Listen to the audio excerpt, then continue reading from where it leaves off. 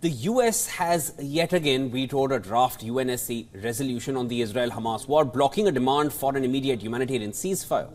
Right, Shivendra. Now, the draft would have deplored all attacks against civilians and demanded unhindered humanitarian access to Gaza. Well, Washington is instead pushing for a temporary ceasefire linked to the release of the Israeli hostages held by Hamas. Our next report tells you more. Take a look.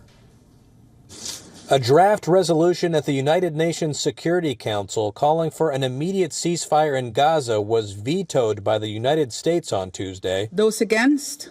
It was the third such veto since the start of the Israel-Hamas war. Abstentions? Britain abstained, while the 13 other council members all voted in favor of the drafted text. Proceeding with a vote today was wishful and irresponsible. U.S. Ambassador to the UN Linda Thomas-Greenfield told the 15-member body that the draft resolution could jeopardize ongoing ceasefire talks between the U.S., Egypt, Israel, and Qatar. We believe that the resolution on the table right now would, in fact, negatively impact those negotiations. Demanding an immediate, unconditional ceasefire without an agreement requiring Hamas to release the hostages will not bring about a durable peace. Instead, it could extend the fighting between Hamas and Israel. According to text seen by Reuters, the U.S. has proposed a rival draft resolution calling for a temporary ceasefire, quote, as soon as practicable, and on the condition that all hostages are released. The blocked draft resolution, which was drawn up by Algeria, did not link a ceasefire to the release of hostages. Here's Algeria's UN ambassador. Voting against it implies an endorsement of the brutal violence. Israel's UN ambassador said the word ceasefire was being mentioned as if it was, quote, a magical solution. What exactly will this silver bullet ceasefire achieve?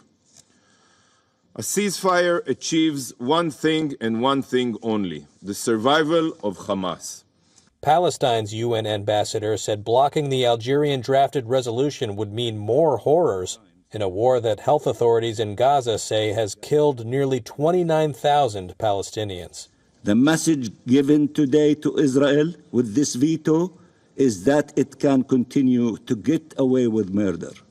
Outside the UN headquarters in New York, protesters called on the U.S. to back the resolution. Washington traditionally shields Israel from UN action and has been averse to the word ceasefire in any resolution.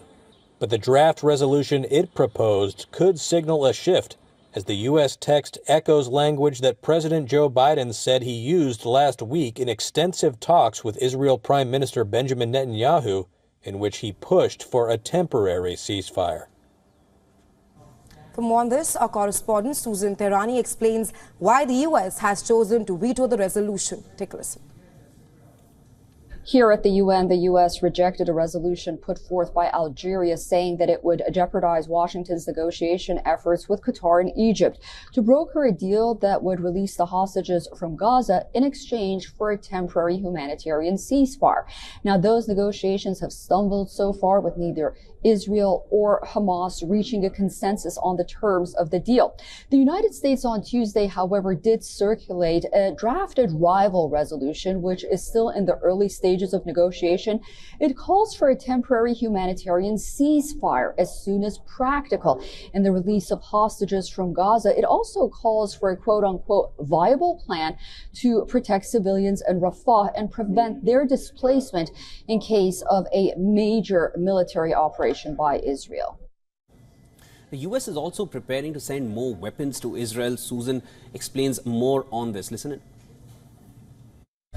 The Wall Street Journal reports that the Biden administration is preparing to send bombs and other weapons to Israel to add to its military arsenal, even as the White House pushes for a ceasefire.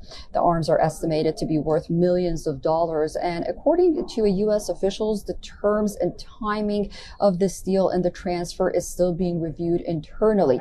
The details of the proposal could change before the Biden administration notifies congressional committee leaders, as it would need approval for this transfer. Of course, this transfer is happening during a critical time in the war in Gaza as Israel prepares to launch an assault in Rafah, where more than 1 million Palestinians are seeking shelter.